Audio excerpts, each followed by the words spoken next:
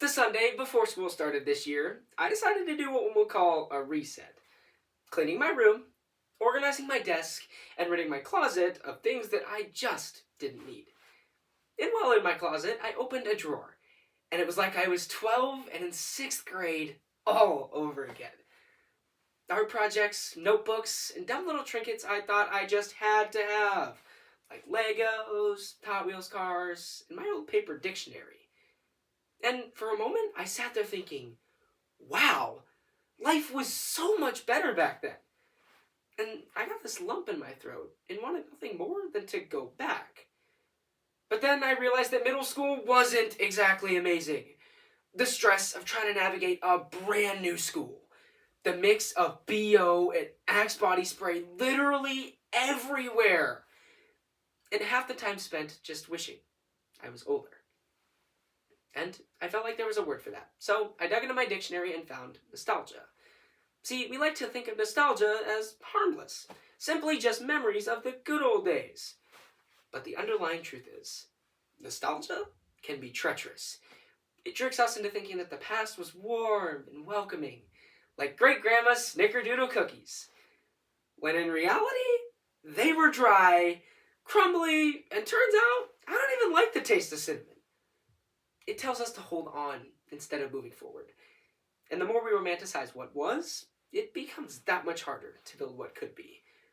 See, nostalgia may feel comforting, but in reality, it is a distorted memory that fools us into glorifying the past, keeps us from living in the moment, and holds us back from a better and brighter future. So today, let's view nostalgia through a new perspective. First, how it distorts our memories and makes the past seem better than it actually was. Then, how that distortion can hold us back, not only from personal growth, but even to the way we view society. Before finally, we'll discuss how we can move on by remembering the past, but not getting stuck in it. That reset reminded me how nostalgia fools us. It edits out the bad parts and creates a highlight reel. And that is where the problem begins. As author of the Minimalist Yearbook, Joshua Milburn puts it, it tells only half-truths. But needless to say, those half-truths are no mistake. They come from the way our memories are processed by our brains. It starts as just a little memory, and then grows into a fully polished one that makes the past feel wonderful. Elias Sidibe, Master in Information Systems in 2022, explains, it is fascinating how the brain works. It takes a few dots from your past and makes up a narrative where everything starts to look rosy. The problem with these rosy memories is that they don't stay in the past. They creep into how we see ourselves and even how we see the world around us. Suddenly, our current state feels so disappointing compared to the good old days, and we feel as though our future could never possibly live up to this picture-perfect vision of our past. Destiny Harris, in her 2022 write-up, explains, nostalgia can prevent you from living and staying in present moment, which is dangerous. I mean, you can't possibly reach your full potential if you're constantly stuck longing for the past that never was. William Kurlinkis, PhD in philosophy, describes nostalgia as a trap, an endless cycle. See, nostalgia can shape the way we think and behave over time.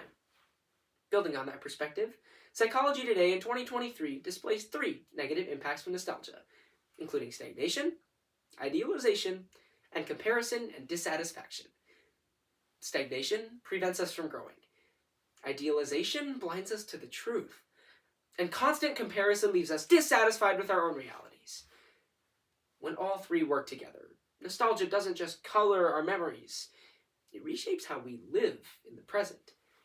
We get stuck chasing a version of the past that never truly existed. I mean, we all know the dude who graduated like 5 years ago and still wears his Letterman jacket every single day.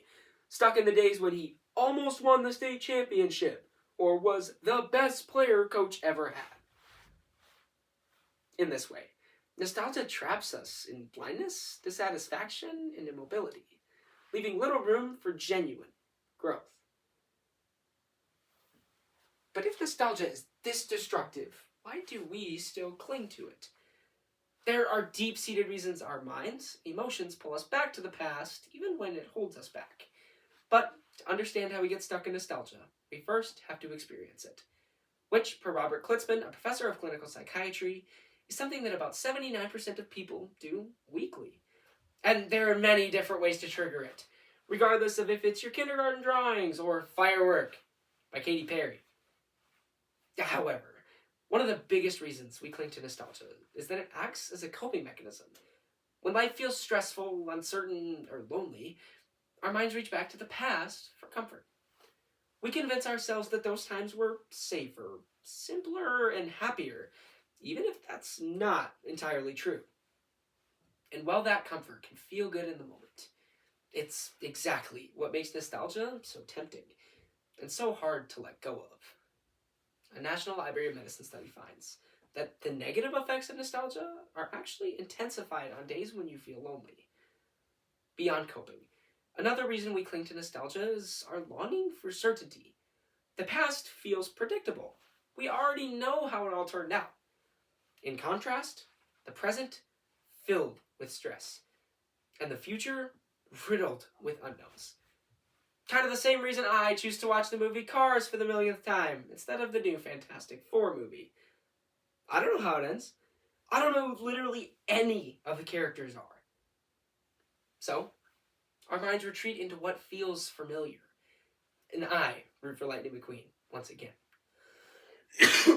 See, nostalgia offers us a false sense of control in a world that constantly feels out of control. And that illusion keeps pulling us back, whether we realize it or not. And that's partly the reason nostalgia halts progression. Because we are so afraid of the uncertainty of the future and building what could be that we don't even try to advance. I mean, it's like hiding under the same blanket fort you built when you were 6. Cozy, sure, but not a life plan. And that's the trap. See, nostalgia makes us feel safe, but only at the expense of moving forward. But if we know that coping, certainty, and comfort are what pulls us back, then the real challenge becomes figuring out how to break free.